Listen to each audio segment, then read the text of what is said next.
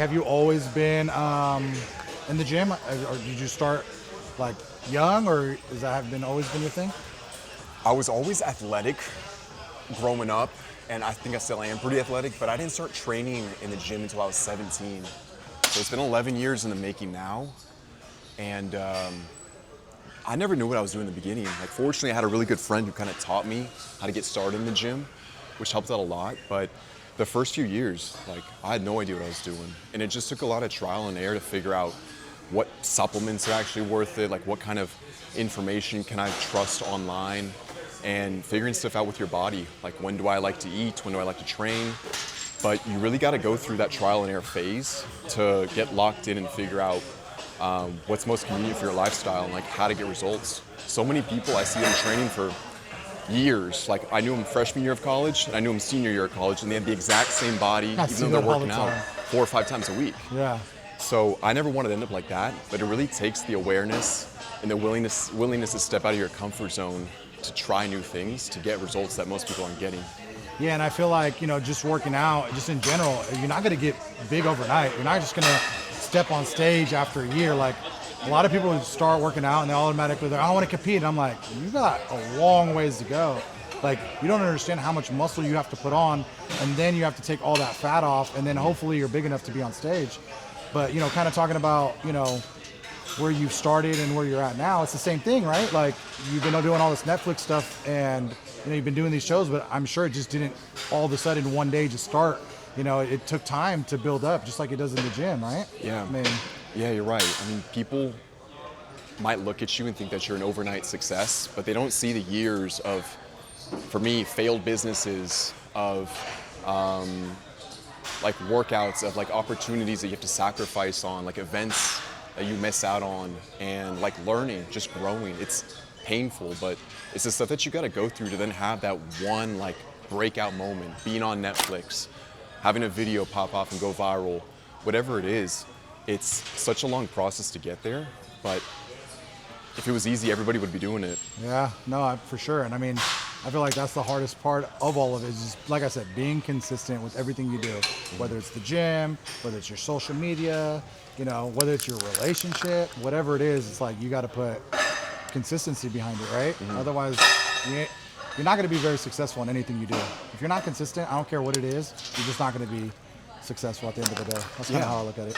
Like, I've started and failed multiple businesses. Now I have a small candy company. That's one of the things that I do, and that one's a little bit better than all the others, but it took me failing like 4 or 5 businesses to finally have one that's getting a little bit of traction.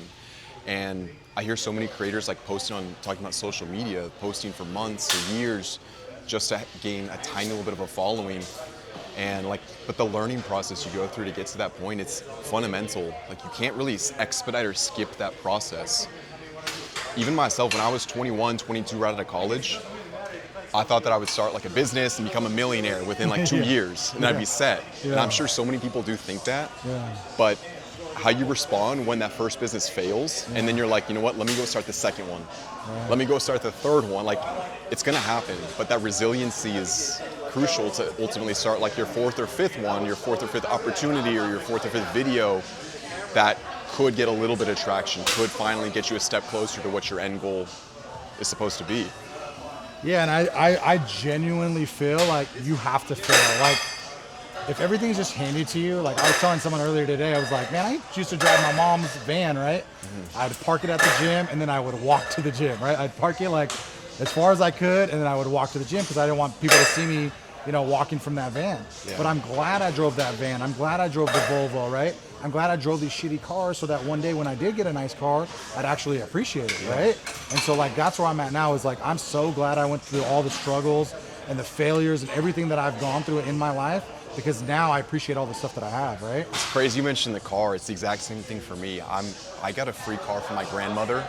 It's a 1998 Ford Escort, a little tiny 2-door car. The upholstery's ripping, it's rusting all over. I still drive that today. I've had it for like 5 or 6 years, and I think having the humility keeps you grounded to where you really appreciate the small things. Like, as much as I want to be driving a nice car, it's not a necessity right now. Yeah. I have a car that runs fine, and there's bigger things for me to focus on rather than living like a lavish lifestyle that I don't feel like I've quite earned yet, Yeah. even though, I'm heading in the right direction and I have big goals, but I still want to set myself up the right way. And I do that by, driving a beater car or just having humility with like everything I do and not taking anything for granted, because I've spent so much time getting to this point and wishing that things would be different, that like I just really want to be grateful for how much progress I've made so far. Yeah, the journey is important too, right? Like I feel like everybody they only want the trophy, right? But you got to understand, like, that journey to get to that trophy, I promise you, is way more valuable and is going to make you grow way more, right? Same thing you were saying, you drive that certain car, right? It's like, dude, I could easily go buy a different car, right? And pull up every day at the gym and have a Lambo or whatever it is that I want, right? I don't want that. What I want to do is I want to build more gyms. I'm saving my money because I want another gym. Everyone's like, oh, when are you gonna buy a house? When are you gonna buy a car? It's like, I don't care about no house. I don't care about no car. The gym and what I have in here, the value and seeing people work out and seeing the relationships that are built in here. We have like literally 5 relationships that have been made just in this gym, like boyfriend, girlfriends, right? Yeah. Like so many people meet each other, the network, everything that comes within the gym is so much more valuable to me than driving in a nice car and pulling up in a nice car. I like that. I'm cool. I'm going to take my money, I'm going to save it, and I'm going to open up my second gym. I plan on opening my second one in Livermore. Then I'm going to open up my third one in Danville. I have a guy that came in yesterday. He already wants to franchise them. He wants to put one in Dubai. He wants to put one in Europe. Like, he's already like, look, I have the money. I want to start opening these up other places. I'm like, no. I know, like, let me take it slow. Let me keep building my name, my brand. We'll get there, right? And I'm going to franchise them out, and I'm going to sell a bunch of them. And hopefully one day someone comes along and says, I want to buy the lab, right? And then I could say, all right, and then I can go drive the cars and do all that fun stuff. But I feel like I'm not there in my life right now, right? I'm going to wait, and I'll get there one day. But for me, it's not important. I don't care. I could drive a shitty car. I'm not tripping off that. Are there any small things that you like to do that make you, like, kind of indulgences or things that you do to, like, enjoy life every once in a while? If it's not the car, if it's not the house, but whether it's like small meals or little purchases or anything like that lets you like treat yourself a little bit? Yeah, so like for me, a big part of, like, it's kind of weird, but I've never ever been a video game guy, right? Just never been. Like, I've never played video games. I used to think, like, what a waste of time. But for me, like, I start, some of the time that I do have free, it's like I'll start playing video games. I'm a big Madden fan right now. And I only play it because it kind of just distracts me from all the stuff that I have to deal with in the gym, right? So it's not really like kind of what you're saying where it's a certain meal or certain things. It's just like having time to myself to kind of be able to escape. And that's what's really important to me, because I feel like when I'm at the gym, it's like, I got to talk to everybody. I got to put on a smile. I got to be cool with everybody, right? Yeah. And it's nice to be able to get a little bit of freedom and a little bit of space to myself, by myself.